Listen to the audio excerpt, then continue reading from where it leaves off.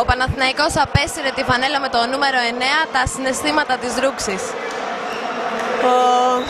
Ο Παναθηναϊκός με τίμησε σήμερα, ο κόσμος με τίμησε σήμερα. Εγώ έχω να πω ότι ήταν δική μου τιμή που όλα αυτά τα χρόνια αγωνίστηκα με το τριφύλι στο στήθος μπροστά σε αυτόν τον κόσμο. Έχουμε ζήσει απίστευτες στιγμές, καλές, κακές, αλλά πιστεύω ότι έχουμε χτίσει μια σχέση μεταξύ μας που δεν τη βρίσκεις εύκολα σε άλλα σωματεία, μεταξύ παικτριών, παικτών και οπαδών. Είναι κάτι συγκλονιστικό για μένα. Δεν θα άλλαζα αυτή την πορεία που είχα στον Παναθηναϊκό με τίποτα άλλο στον κόσμο. Ούτε για τα πιο τρελά συμβόλαια που έχω ακούσει. Και εγώ δεν μπορώ να κάνω τίποτα άλλο για να τιμήσω τον Παναθηναϊκό. Τι άλλο να κάνω, θα έκανα κάτι, αλλά δεν μπορώ να κάνω τίποτα άλλο. Σου λείπει η ομάδα? Μου λείπουν τα κορίτσια. Δεν μου λείπει το βόλεϊ, δεν μου λείπουν οι αγώνες.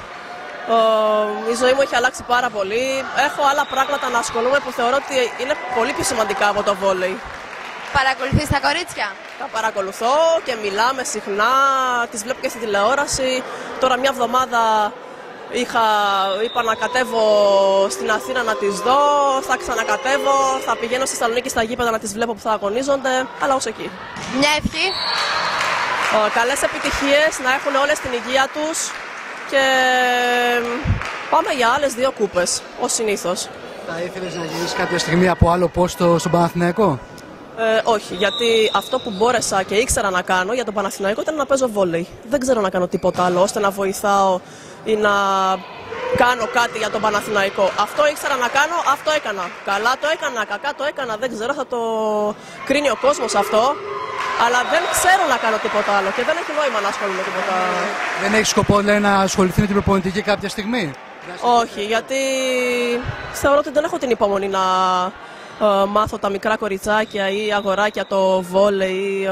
Δεν το έχω αυτό. Δεν είχα υπομονή όταν έπαιζα. Θα έχω ως προπονήτρια, δεν νομίζω. Φαντάζομαι θα επιδιώξει το 50 να βγει Παναθηναϊκός.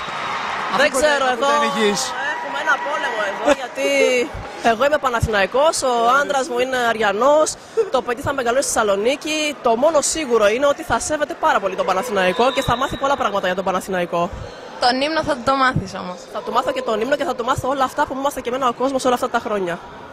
Ευχαριστούμε.